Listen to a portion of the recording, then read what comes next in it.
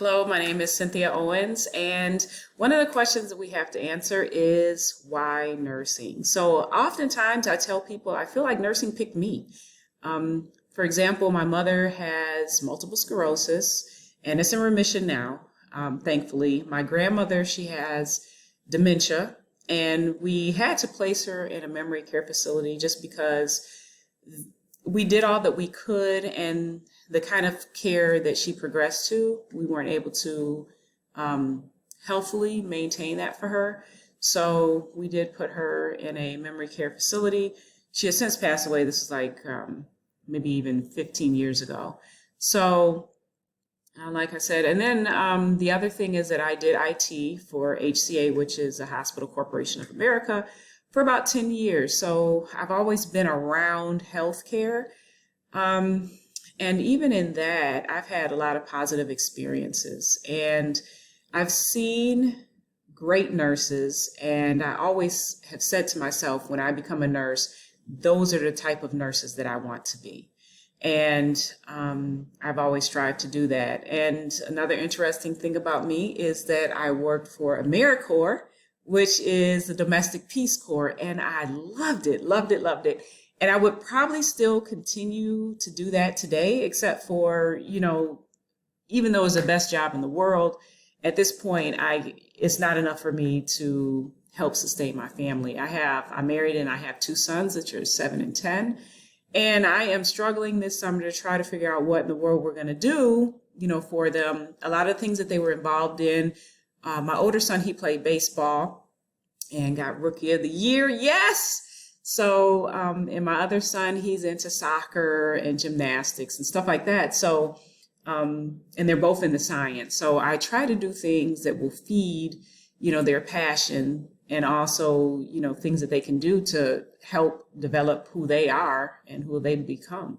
So, just with COVID and a lot of things, like I said, that they were doing, I don't know if it's going to reopen, but, we're kind of trying to paint the train as we go.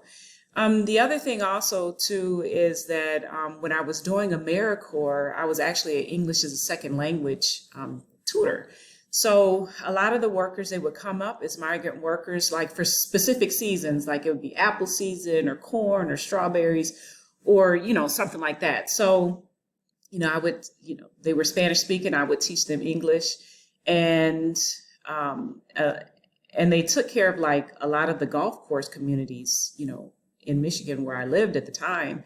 And behind these lustrous golf course communities were these migrant communities also. And so they were staying in these little shanty houses, and a lot of people had no idea that it was this other community, of this lavish golf courses were behind, these golf courses. So they would stay there, and it was a wonderful time. I also did a lot of soup kitchens, for the homeless. I also did what's called mobile showers. So the homeless would come and take a shower in these revamped, what are you called? Like trailers. So there would be these full-size trailers and, semi trucks, and there would have like 3 or 4 showers within these trucks. And of course, everything was sealed off. Each, had its own, and it came equipped with a sink and a shower and a toilet. So, we would, set up times and whatnot, and they would come and take a shower. We give them hygiene kits. We'd also give them, lunch or breakfast, whatever that we had available, depending on the time of day.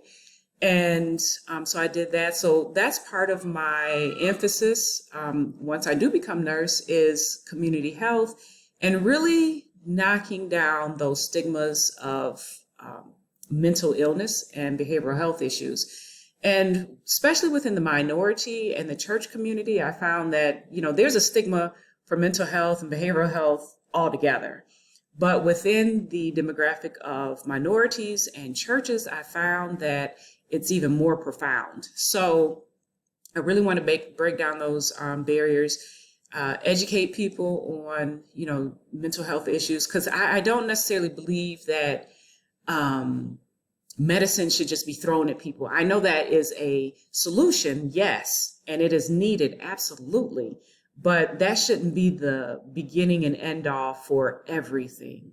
So, that's my main focus is education as well.